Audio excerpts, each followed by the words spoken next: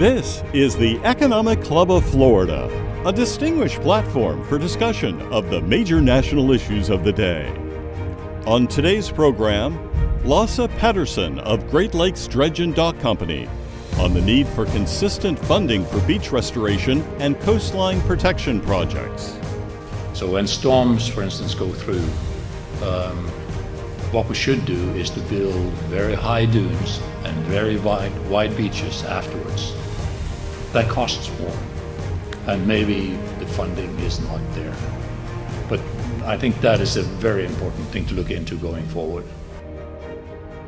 Good day and welcome to the 571st in our series of distinguished speaker programs. I'm Harvey Bennett for the Economic Club of Florida. One of the literal building blocks of any economy, especially Florida's, is construction. And key to construction in Florida, as it's surrounded by water with many inland rivers and streams, is dredging. We're happy to have with us today a man who represents a major force in dredging operations here in the Sunshine State. He is Lasse Petterson, CEO and President of Great Lakes Dredge and Dock Company, one of the largest dredging services companies in the United States. Lasse, welcome. Thank you. Happy to be here and look forward to having this conversation about a very unique, as a niche industry, which is dredging, which is important both here in Florida, along the coast of the United States, and it's also important for the U.S. economy. Yeah, well, I was going to say a big part of your work here in Florida, is you're kind of a household name, also involves beach restoration, doesn't it? Yeah, we do a lot of beach restorations, and the most complicated projects that we do in our business is actually port deepening projects, where we are deepening the ports and the shipping channels that then enables larger vessels to get access to the ports. And then we also do the beach restoration projects, which takes sand from deposits offshore, and we dig that sand up and transport it onto the beach and rebuild the beach after winter storms. And this is important for the Florida beach communities, which tourism is a very large part of the economy. Oh, absolutely. And we're hit by so many hurricanes here and there that do cause beach erosion, that beach renourishment is essential for those coastal communities, and the ports, of course, allow us to be a big import exporter, and that's certainly important. Tell us some of the other big projects that Great Lakes Dredge and Dock Company is taking part in right now here in Florida or maybe elsewhere. Yeah, let me just go back a little bit in time, because the large projects that we've done here in Florida was actually deepening the Miami port some 8 years ago. Very challenging project from an environmental point of view, but very important for the economy of Florida and Miami. We also did Jacksonville port deepening, a project that turned out to be also very challenging from an environmental point of view. There were strict requirements to turbidity and keeping the port active as we were dredging, which we accomplished. Unfortunately, it was a bit more expensive than originally planned due to these environmental restrictions that was posed upon us, but the project was finished on time and below the budget that was eventually approved. And we did the last deepening of Tampa port, which we mobilized ahead of time, got the work done a year ahead of schedule and below budget. And the port director there, Anderson, was very, very happy with the work that we did. Right now, we have ongoing several beach restoration projects in the state, and particularly on Boca Raton, we're working today.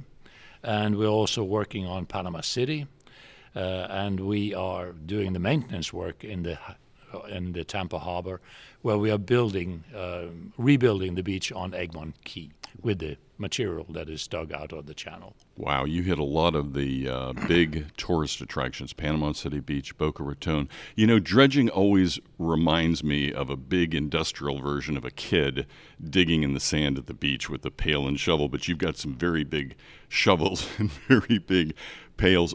I'm curious, what are some of the unexpected or unusual things that your crews have dug up dredging operations over the years? Well, apart from cars and big rocks and explosives, Wow. There is a lot of things you find when we do the dredging, in particular in the Northeast, where you have the military harbors and bases. We find a lot of unexploded ordnances, so we have to place grids on our drag heads in order to not get these explosives inside the vessel and exploding in the vessel, which then can sink it. Oh, yeah. So, yeah, there's interesting things that we come across when we dredge these shipping channels in particular. I could see where you would have to be very, very careful. Lasse Petterson, CEO and President of Great Lakes Dredge and Dock Company, thank you. We're looking forward to hearing your upcoming presentation on It All Starts with Dredging. Thank you. Look forward to it. Now, here's Club Board Member Doug Wheeler, President of D. Wheeler Strategies, with our formal introduction. So we have a great guest today. Lasse Petterson was named Chief Executive Officer of Great Lakes Dredge and Dock Company in 2017. He assumed the additional title of President in 2020 and has served as a board member of theirs since 2016. He's got quite the employment history that I'm going to try to move quickly through in order to give him as much time to present today. But prior to Great Lakes Dredge and Dock, he was a private consultant to clients in the oil and gas sector. Was also CEO and Executive Vice President at Chicago Bridge and Iron Company, engineering and construction company, for about 4 or 5 years, 2009 to 2013. He's also been the CEO of Gearbulk Limited, which was a privately held company that owns and operates one of the largest fleets of gantry-craned open-hatch bulk vessels in the world. He's worked with AMEC Americas, a British multinational consulting, engineering, and project management company, and also spent some time working for Aker Marine, a deepwater division of Aker Maritime. He spent the first 9 years of his career at various positions at Norwegian Contractors, an offshore oil and gas platform contractor. He's a National Association of Corporate Directors Board Leadership Fellow, received a Master's of Science as well as a Bachelor's of Science from the Norwegian University of Technology. He currently resides in Houston, Texas. I guarantee you're going to learn a thing or two today from this presentation, so please join me in welcoming Lasse Petterson to this podium. Thank you.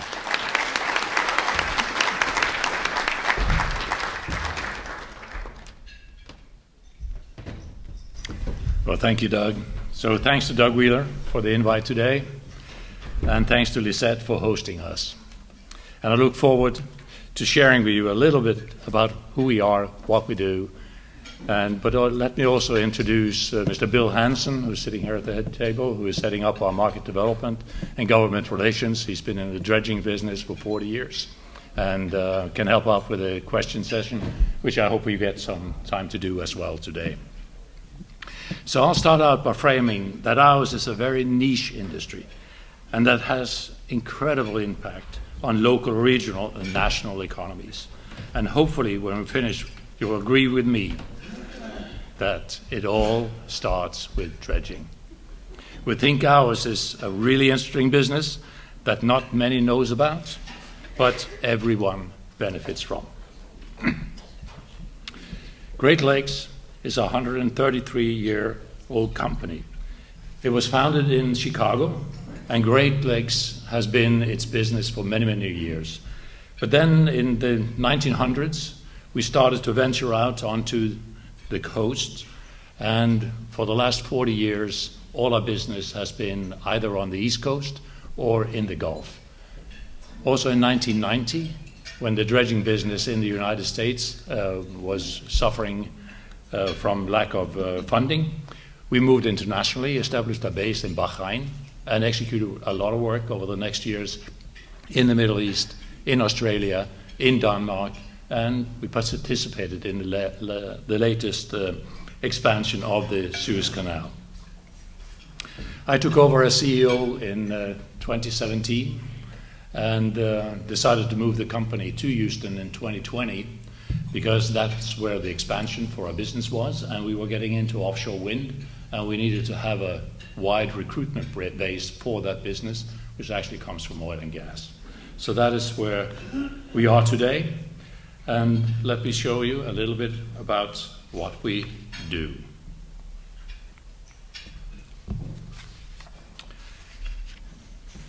So we are a stock-listed company listed on NASDAQ, revenues ranging between 650 and 750 million a year, headquartered in Houston, and we have one regional office, and that's here in Florida. It's in Jacksonville, and that takes care of all the projects that we have on the East Coast and Florida.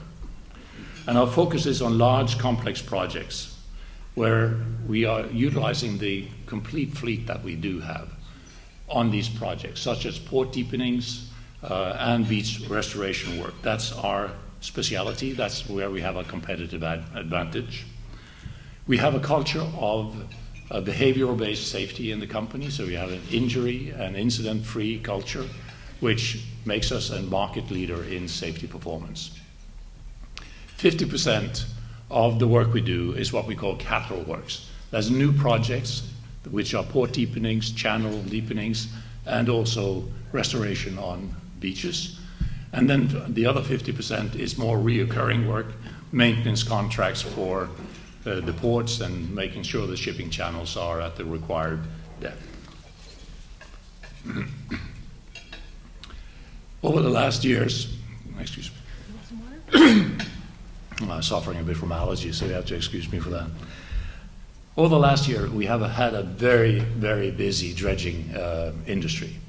After the expansion of the Panama Canal, now suddenly the vessels coming in with containers from Asia didn't need to be caught up in the congestion at Long Beach. They could go through the canal and get in access to the ports in the Gulf and on the East Coast, which then triggered the deepening cycle that we've seen, which involved many of the ports here in Florida as well. So it started out with Savannah being deepened, continued with Charleston, then Jacksonville, Tampa, Houston, Freeport, Corpus, Mobile, and now the Port of Virginia. And not to forget the Port of Miami that we did some years ago and which I'll come back to. Briefly on our fleet, we got 4 hopper dredges, which you see here to the left. Those are vessels, they're ships, so they have to be crewed by qualified seafarers. They go offshore to sand deposits and dig up the sand, put it inside the hole, move to the beach, and then pump the sand onto the beach and create a new, beautiful coastline.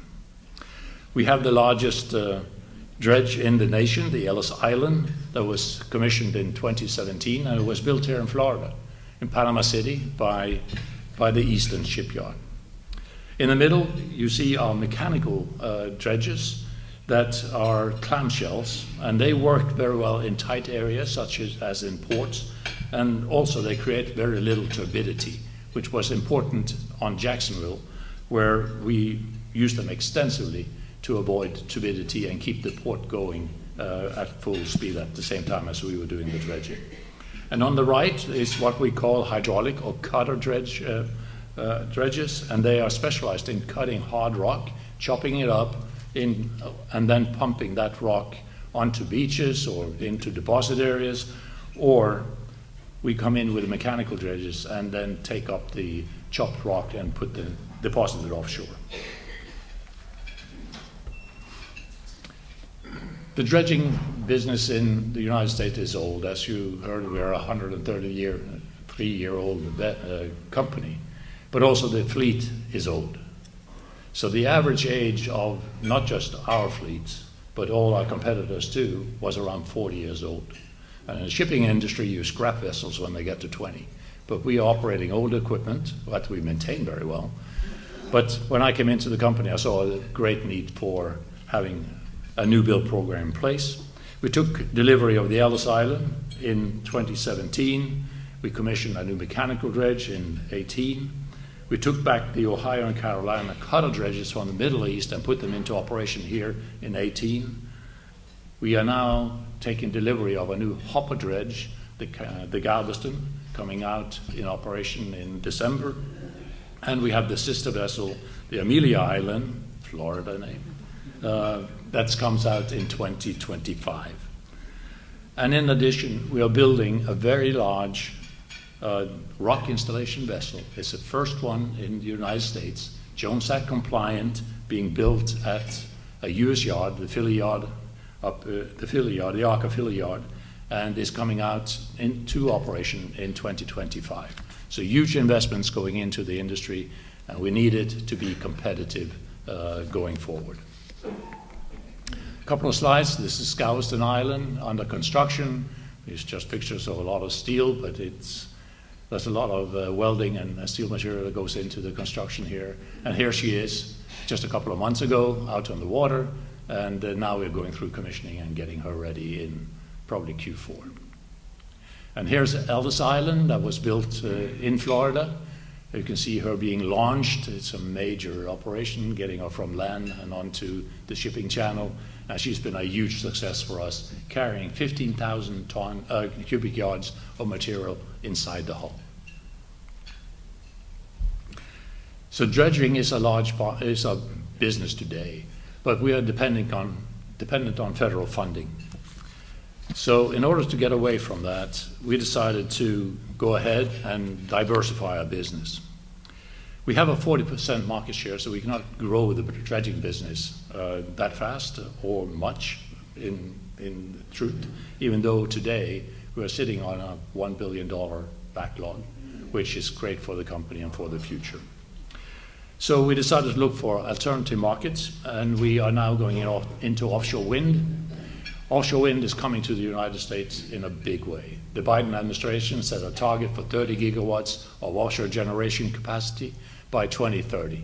Very ambitious, but if some of that is getting built, it's still a huge growth curve and growth opportunity for US industry to get into.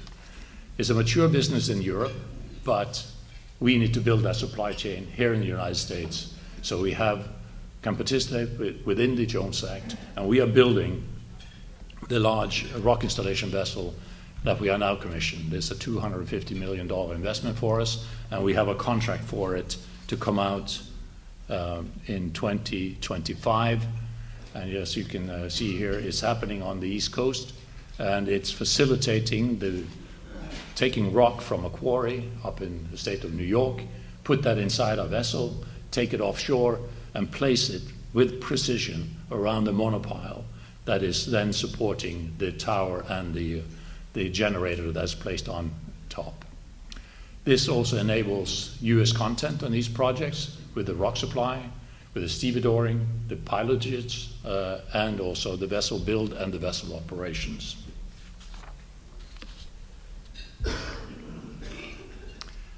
So Florida has for very long been a very important market for us, and we almost always have an active project here in the States. So let's run through some of the projects that we have done and some of the ones we are doing today. So this is Jacksonville Port Deepening project, and you can see here our mechanical dredge, clamshell dredge, then loading into a scow that then it takes the material for offshore position. And this was a very fascinating project for us with unique environmental regulations that precluded us from using the most efficient tools that we could use, hopper dredges and cutter dredges, to do this work. So we mobilized up to 5 other dredges in order to remove the rock. First, we chopped the rock with a cutter dredge, left it in place, and then we went in with a mechanical dredge and scooped out the material and put it into the scows, minimizing the turbidity that was required by the environmental regulations. Congratulations to Port Director Eric Green for his long-term vision to see this project through, and to Congressman John Rutherford for his support as well. We also did the Tampa Bay Big Bend Deepening. This deepening project made us friends forever with Paul Anderson, the Port Director at Port Tampa, since we were able to bring in 2 large cutterhead dredges, mobilizing the projects before we had a contract, and getting the projects completed 1 year ahead of schedule and below the budget.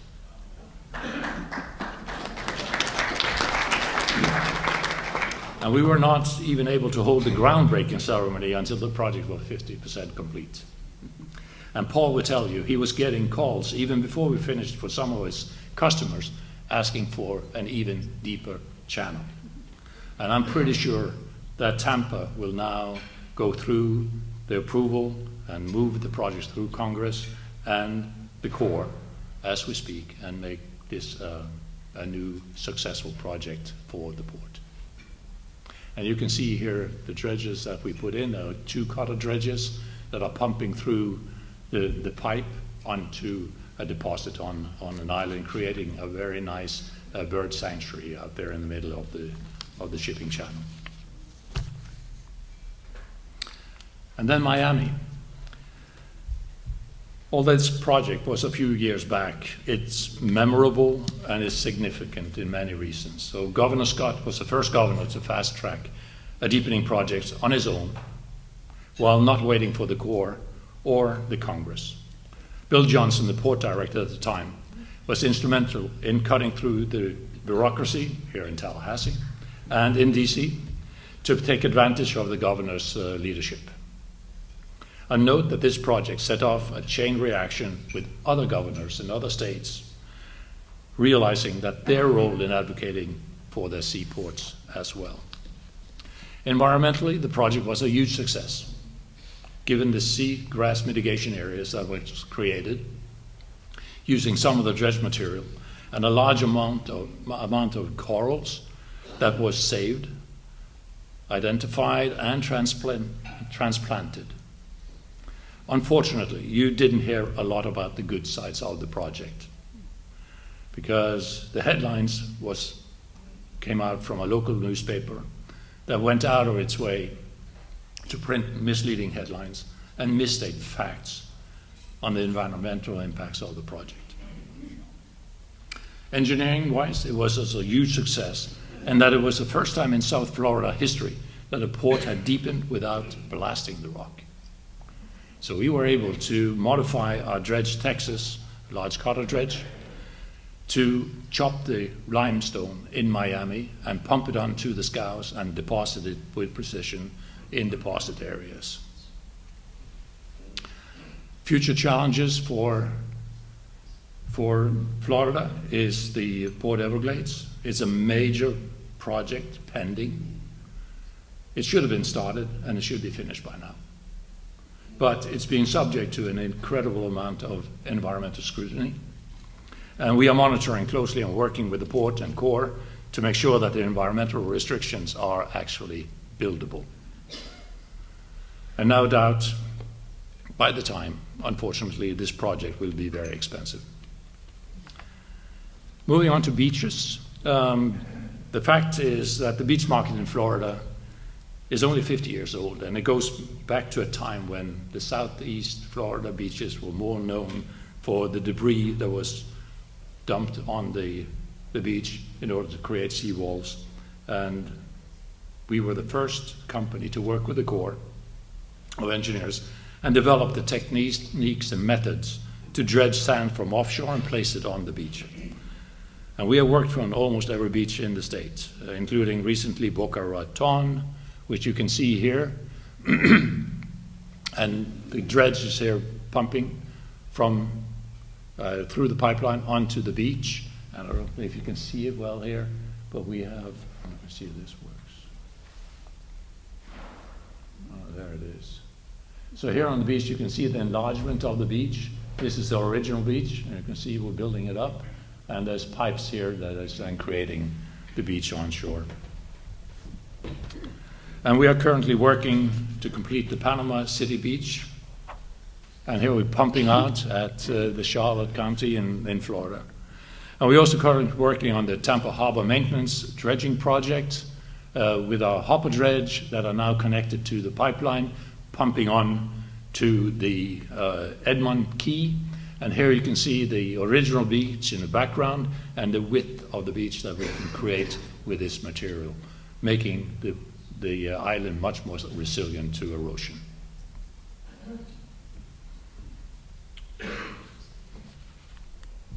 I touch upon some of our Florida relationships that are very important to us. Our primary market is federal, working with the U.S. Army Corps of Engineers, but there are many stakeholders. And as you can see here, we partner and work for improvements to our marketplace, working with Florida Ports Council on the port issues here in DC, both here in Florida and in DC.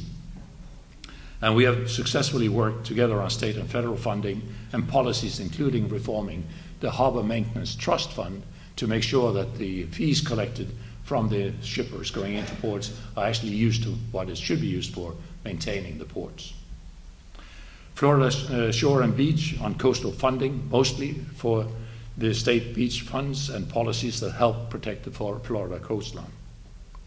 And Florida Maritime Partnership, which works to assure that U.S. national security and economic security are protected and enhanced by U.S.-owned, U.S.-crewed, U.S.-built vessels, short for Jones Act.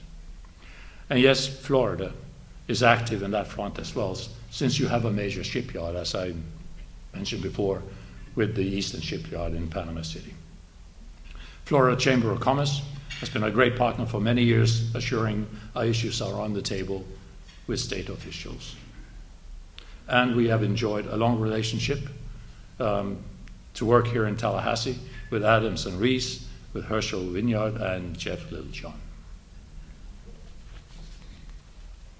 We also worked with Florida Aquarium, and I saw after the story that came out after the deepening of Miami, I wanted to create a partnership to look at coral and the threat to corals in Florida in general. So we partnered with the Florida Aquarium with funding for the research on how to breed the corals in, call it captivity, or in their aquarium.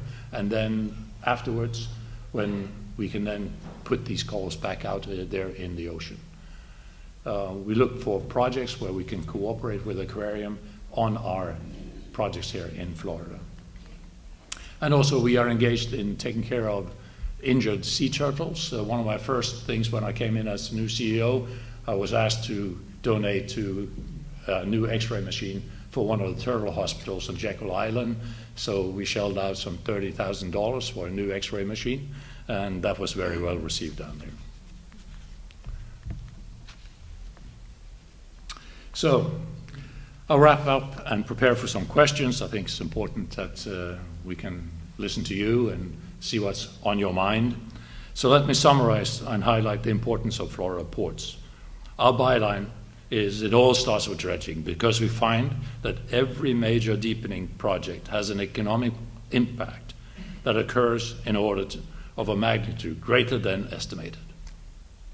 Part of what is when the court does its benefit to cost analysis for deepening projects, they are restricted by law on what they can consider as a benefit.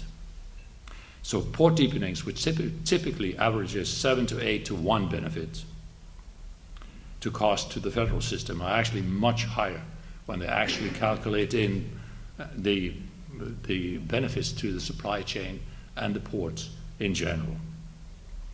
Because the ports and the shippers always find more innovative and inventive ways of utilizing that deeper channel and port.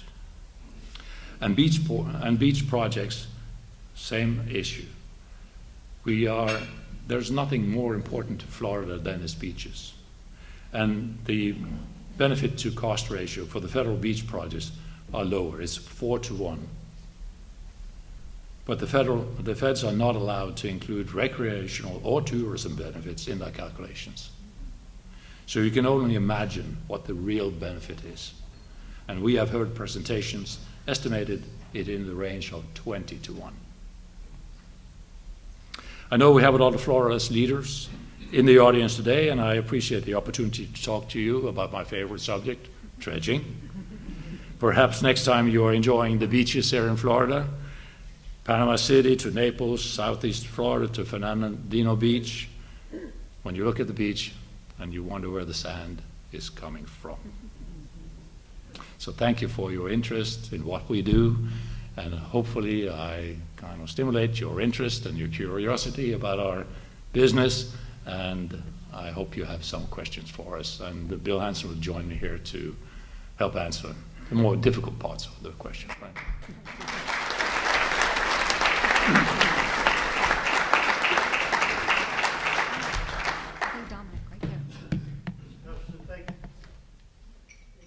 Mr. Petterson, thank you so much for interesting and powerful presentation.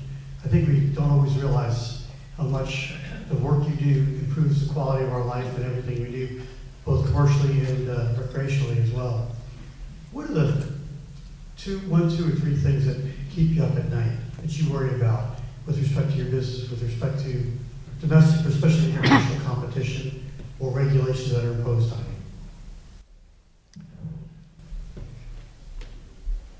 Well, I think the thing that is important for us is to get consistent funding for beach restoration and coastline protection, so that when appropriations are made year by year, it doesn't really take into effect the long-term benefits of the projects.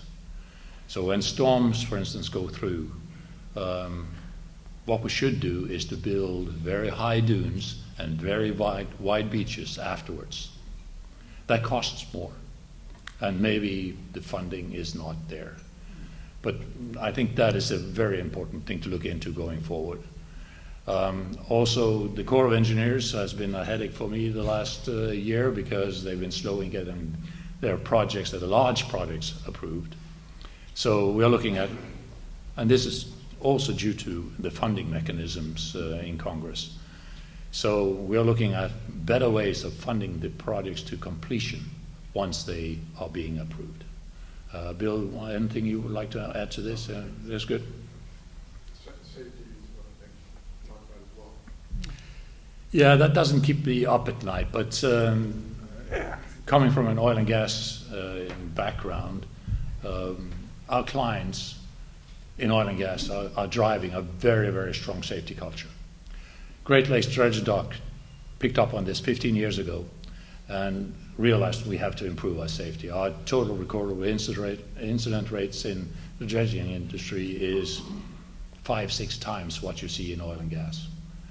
Not with us. We have improved our safety performance over the last 15 years to where I can say it is getting close to best in class, and we are by far the best in class in our industry.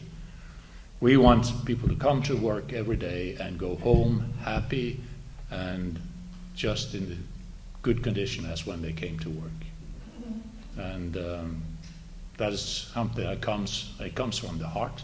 It comes from what you really feel is good for the business, because good safety comes from good planning, it comes from good execution and commitment from leadership to make sure that people are safe every day.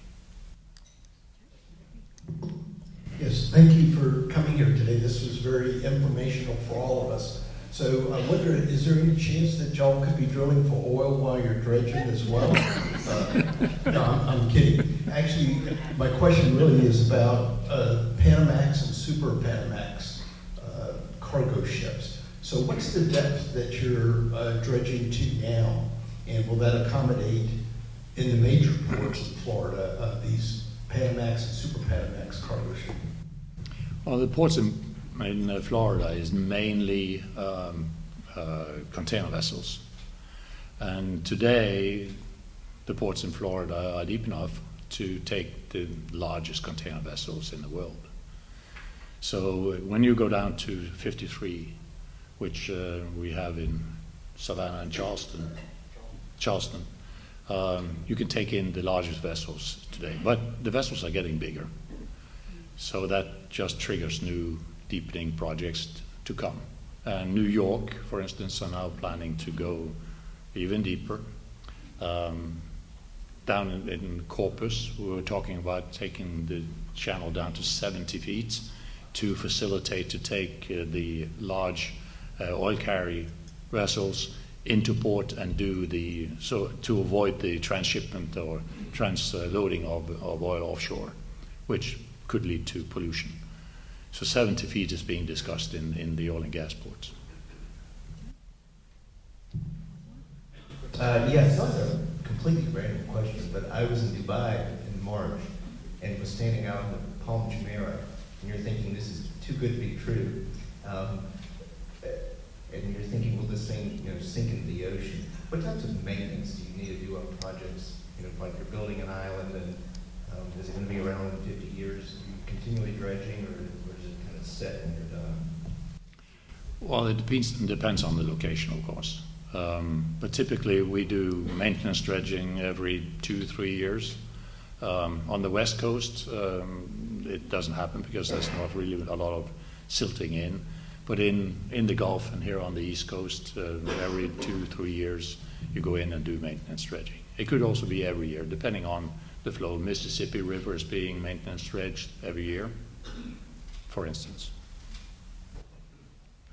The improvement to your fleet and the need for newer ships and dredging materials, that requires a lot of capital. I'd be interested to hear, I think we all would, the increasing cost of capital these days. How are you addressing your need for funding, and how is the increasing cost of interest rates affecting you? Yeah, we have solid funding in place. We issued bonds, 2 years ago. We got them at 5.25%, and they don't mature until 2029. We also have a revolver in place that is reasonable financing. But in general, yes, it will impact new builds coming to the market. So our competition are now not going forward with planned projects. On the offshore wind side, which is a major investment for us, there are government financing methods in place. So the MARAD administration has a loan program where all the offshore wind vessels are now being prioritized. So we have an application in with the MARAD for financing of the offshore wind vessel. We can do it on our own, but that financing is much more favorable. But in a capital-intensive industry, of course, interest rates is important. And last question goes to oh, I'm sorry. You got one there? Okay, 2 more. Incredible data you've given us. The follow-up on what Bonnie has said on the tugger ships and with the dredging of the Panama Canal and then moving the cargo through to the west side, to the east side of the country. Going to the Skyline Bridge, there's discussion whether to build a new bridge or dredge it deeper. What is any consideration to get the larger ships into the Tampa harbor?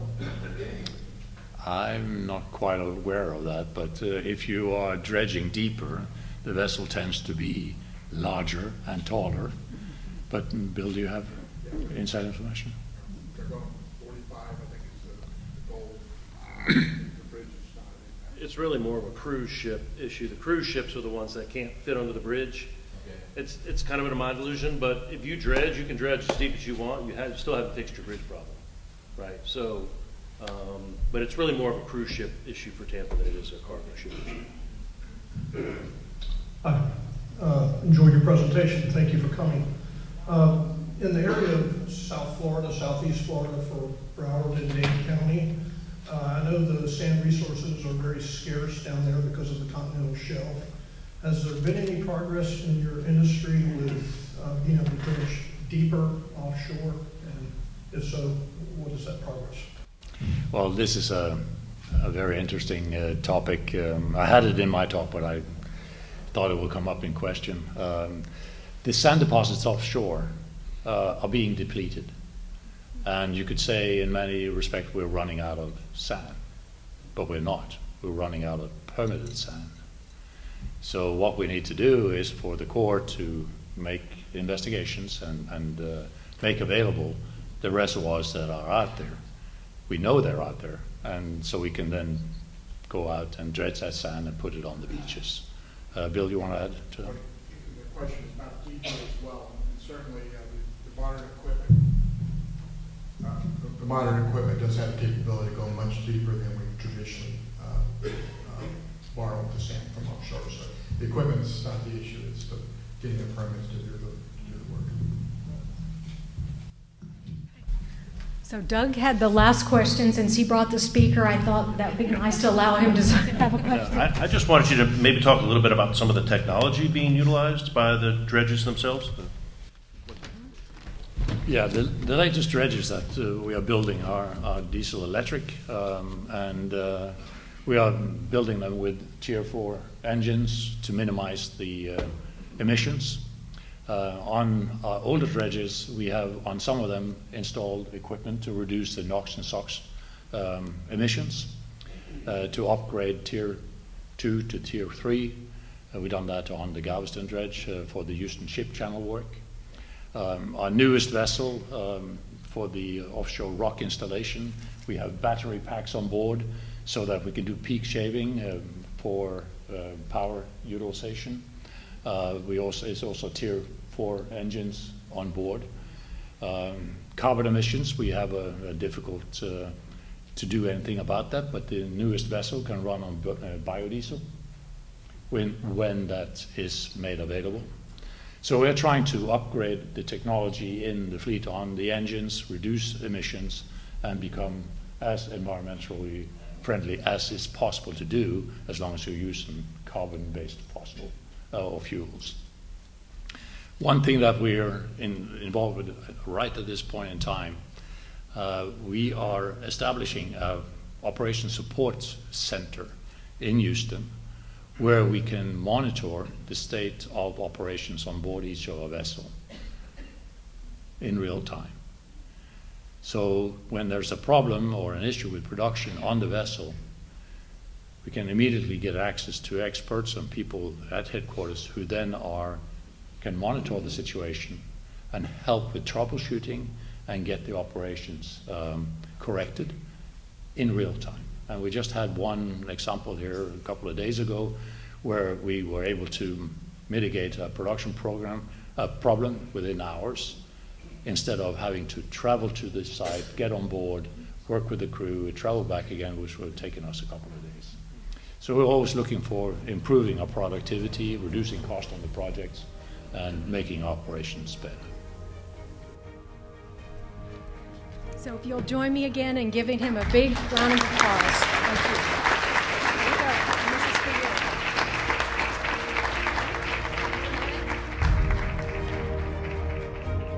you. You've been listening to Lasse Petterson, President and CEO of Great Lakes Dredge and Dock Company, speaking before the Economic Club of Florida on August 24th, 2023 in Tallahassee, Florida.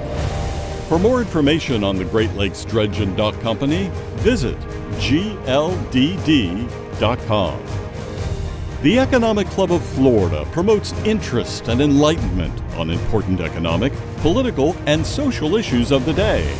To learn more, including how to become a member, visit our website at economic-club.com. This program was recorded at the Champions Club at Florida State University in Tallahassee, Florida.